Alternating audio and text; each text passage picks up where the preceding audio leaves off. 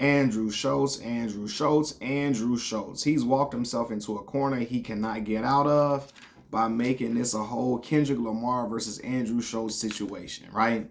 Andrew Schulz chose to bring up the lyrics and tried to have a comedian moment, but the moment was very unfunny.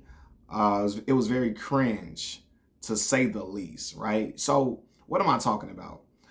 Let's start to the origins. Kendrick Lamar, the hottest rapper in the game right now, released an album, GNX album, phenomenal album, released it about 2 weeks ago. The opening track on the album, Whacked Out Murals, which is one of my favorite songs on the album, he has some lyrics, right? And the lyrics go like this.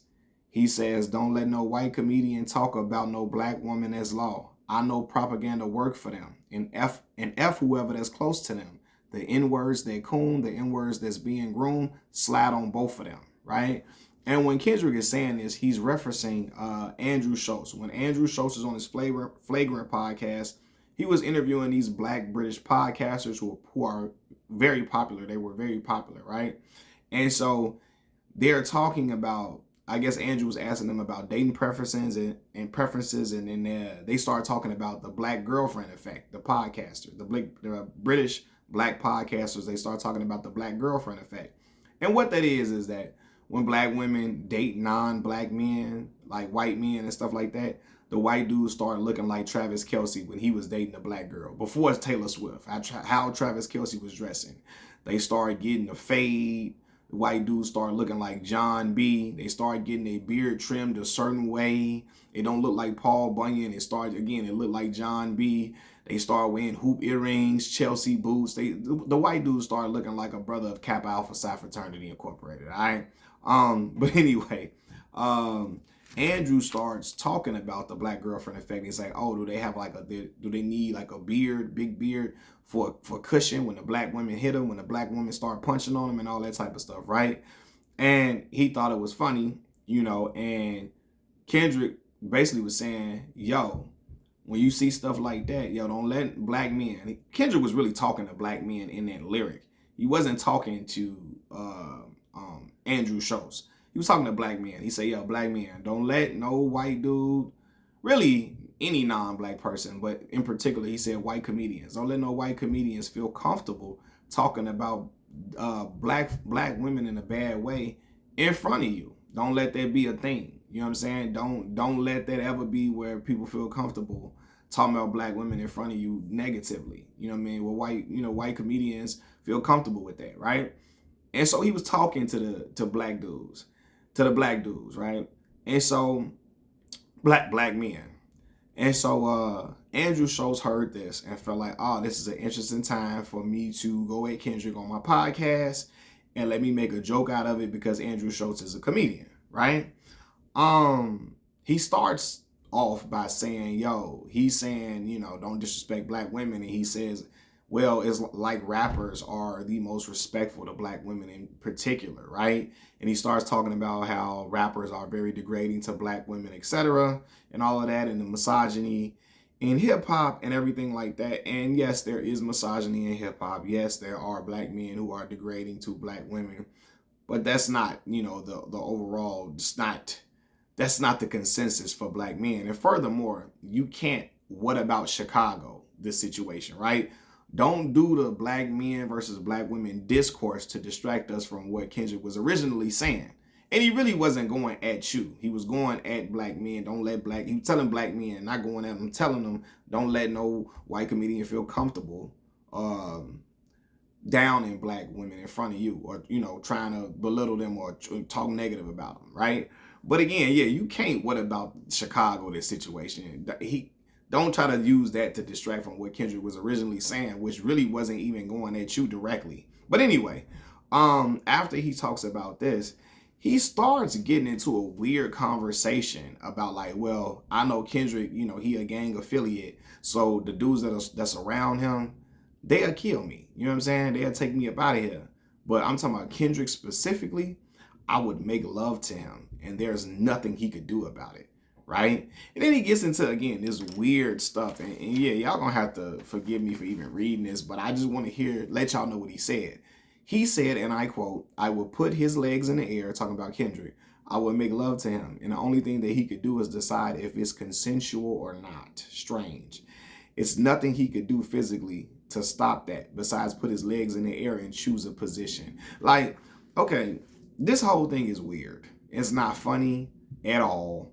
I caution them on the couch busting up laughing. And I'm looking like, do Andrew tell y'all laugh at these jokes or you ain't getting your pay cut?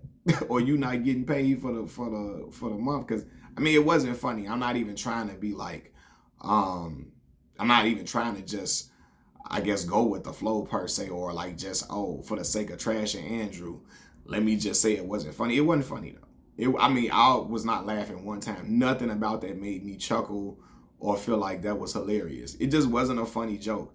But Andrew is one of them comedians that think like saying cringe or cringe stuff, it makes him appear edgy, and he thinks edginess equates to just being funny.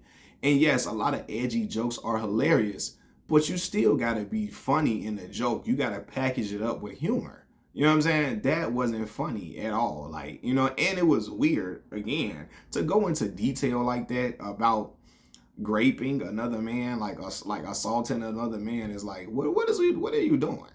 That is weird. And I'm gonna say this, I don't never think them type of jokes are funny for real. You know what I mean? Like, I remember when the Diddy jokes first came out, and people, when he first found out he had all that baby oil in the house, people was laughing about it and all of that, and you know, and it was funny, but my laughing at it was not, oh, Diddy is forcibly doing things to people. It was like, oh, well, oh, it's funny, Diddy is super freaked out dude, he got the baby oil, right? Cool. That, you know, that's one situation. But then you had people really creating content imitating Diddy assaulting another man. And I'm like, what are we doing? Like, why is that stuff not funny to me? And y'all might call me a buzzkill, y'all might call me old or corny or lame. But that type of joke, you trying to make a joke about him like assaulting men, that ain't cool to me. You know what I'm saying? Like, I just don't find that content funny. So when I'm hearing Andrew Schulz make these jokes about Kendrick and doing this tournament position, like what are you doing? What type of fantasies you got going on, Andrew?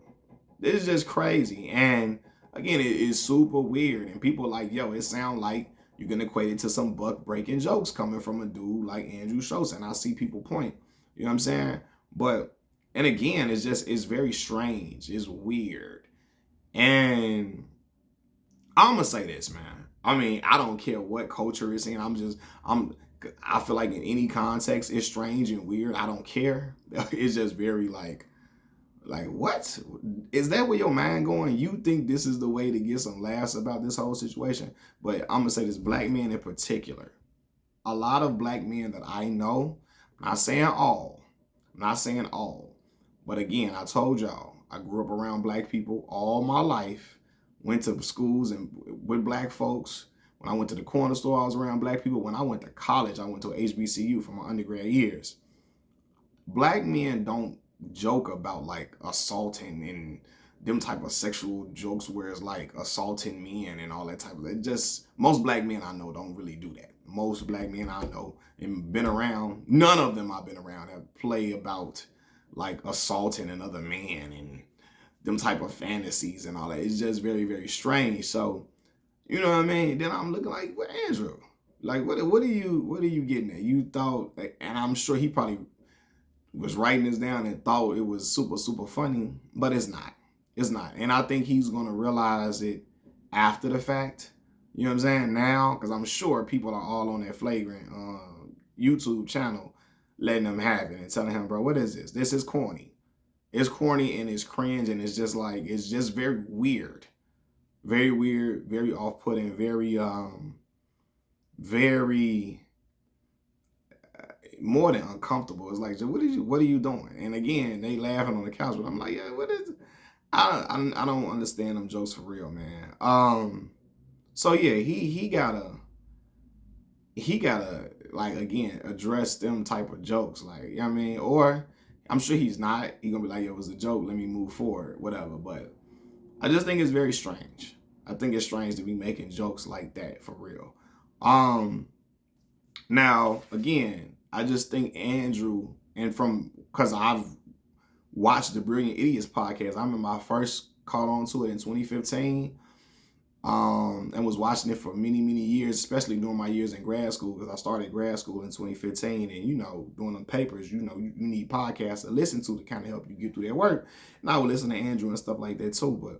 And Andrew is one of the people that think like, let me just say something edgy so it could be funny. Now, he has said some funny things, but then again, he said some very cringe things for the sake of being edgy. And I want to tell all people, just because you trying to be edgy and you say something that's like uncomfortable does not make it funny.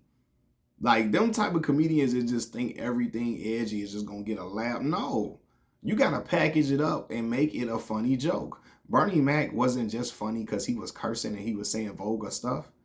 He had a story to tell within the joke and made it funny.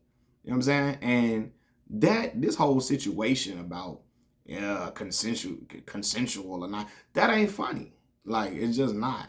But and the way he packaged it up, it wasn't funny either. So yeah, bro.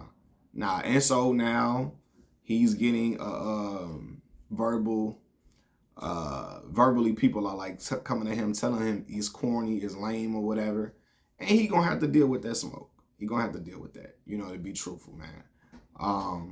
But yeah, that was my take on the whole situation.